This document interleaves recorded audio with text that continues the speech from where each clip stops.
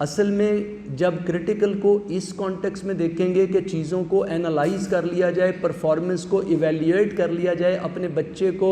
Critical analysis کر کے بتایا جائے وہ کس ایریا میں سٹرونگ ہے، کس میں ویک ہے، اپنے سبارڈینیٹس کو گائیڈ کیا جائے، تو اسے ہم کہتے ہیں ہیلدی کرٹیسزم۔ اب ہیلدی کرٹیسزم خود ایک ورک شاپ ہے، یعنی اگر آج کا سیشن صرف اس پہ ہوتا کہ کرٹیسزم،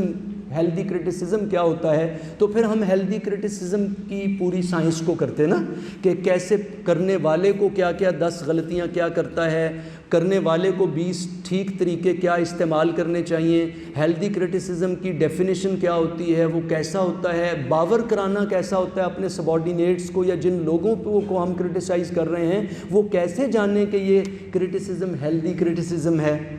مثلا میں آپ کو کراتے ہوئے کئی جو رویے ہیں ان کو کرٹیسائز کرتا ہوا چل رہا ہوں، میں کوشش کرتا ہوں کہ وہ انداز جو ہے وہ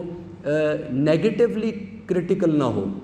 اب میں محتاط الفاظ استعمال کر رہا ہوں، عوامی الفاظ نہیں استعمال کر رہا، کہ ہم اس کا خیال رکھیں گے کہ الفاظ کو بھی صحیح استعمال کریں۔ باقی جیسے آپ نے یہ رویے کا تذکرہ فرمایا ہے کہ ہم چیزوں کو جیسے ہی کرٹیسائز کرتے ہیں لوگ نیگیٹو لے لیتے ہیں، اس میں لوگوں کا بھی قصور ہوتا ہے کہ انہیں کرٹیسزم برداشت کرنا سکھایا نہیں گیا اور رجحان نہیں بنا۔ ہمارے ملک کے اندر کرٹیسزم کو سننے کا رجحان نہیں ہے۔ چھوٹا آدمی ہمیشہ کرٹیسزم پہ بہت دل ملاتا ہے، بڑا آدمی کرٹیسزم کو بہت انجوائے کرتا ہے، کیونکہ کرٹیسزم کا مطلب ہے اس کی ڈیولپمنٹ، کرٹیسزم کا مطلب ہے اس کا فائدہ۔ اپریسیشن آپ کی آئے گی تو اس کا مجھے کوئی سوائے اس کے کہ میں ایموشنلی تھوڑی سی دیر کے لیے میں پھول جاؤں، اس کے سوا مجھے کوئی فائدہ نہیں ہوگا۔ لیکن اگر آپ کا کرٹیسزم آئے گا تو کرٹیسزم کے کئی فوائد ہوں گے۔ جلدی سے کرٹیسزم کو نیگیٹو سمجھ لیا جاتا ہے، اس کی 2 وجوہات ہوتی ہیں۔ ایک وجہ یہ ہوتی ہے کہ کرٹیسزم کرنے والا کرٹیسزم کرنا نہیں جانتا،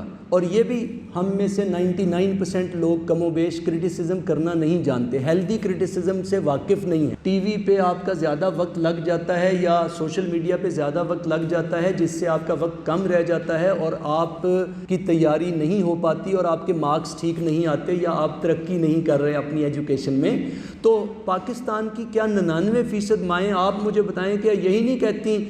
پھر تم دیکھ رہے ہو ٹی وی، پھر تم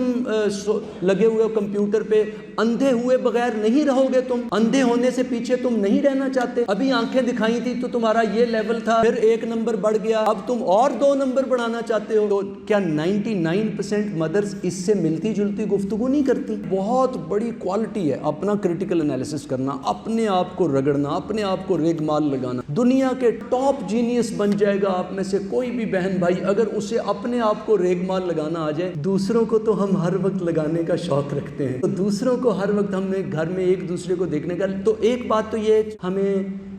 تنقید کرنی نہیں آتی، ہم تنقید ٹھیک نہیں کرتے، بچے کو کریں، سبارڈینیٹ کو کریں۔ جیسے میں نے عرض کیا جیل ایک ریفارمیٹری ہے، لیکن وہاں آنے والا ہر شخص اس سے بڑا مجرم بن کے نکل جاتا ہے۔ ہم اتنا پور کرٹیسزم کرتے ہیں کہ جس پہ بھی کرٹیسزم کرتے ہیں وہ کبھی ریفائن نہیں ہوتا، وہ اور زیادہ یا ڈپریس ہو جاتا ہے۔ گھروں میں جتنے پیرنٹس بچوں کو کرٹیسائز کر رہے ہیں، بچے ذہنی طور پہ بیمار ہو رہے ہیں، آٹزم کا شکار ہو رہے ہیں، ان کا مائنڈ اور ان کی فیلنگ سپریس ہو رہی ہیں، اور ان کو بار بار یہ بتایا جا رہا ہے تم نااہل ہو، تم نااہل ہو۔ کرٹیسزم ہمارے ہاں کیا ہی نیگیٹیولی جاتا ہے، پازیٹیو کرنا ہم نے سیکھا نہیں ہے، اسے تو سیکھنا پڑتا ہے۔ مثلا مدر کو سیکھنا پڑے گا کہ بچوں پہ تنقید کیسے کرنی ہے، فادر کو سیکھنا پڑے گا، باس کو سیکھنا پڑے گا کہ سبارڈینیٹس پہ وہ والی تنقید جو ان کی پرفارمنس کو بڑھا دے، جو ان کے رویوں کو ٹھیک کر دے، وہ والی تنقید کیسے ہوتی ہے۔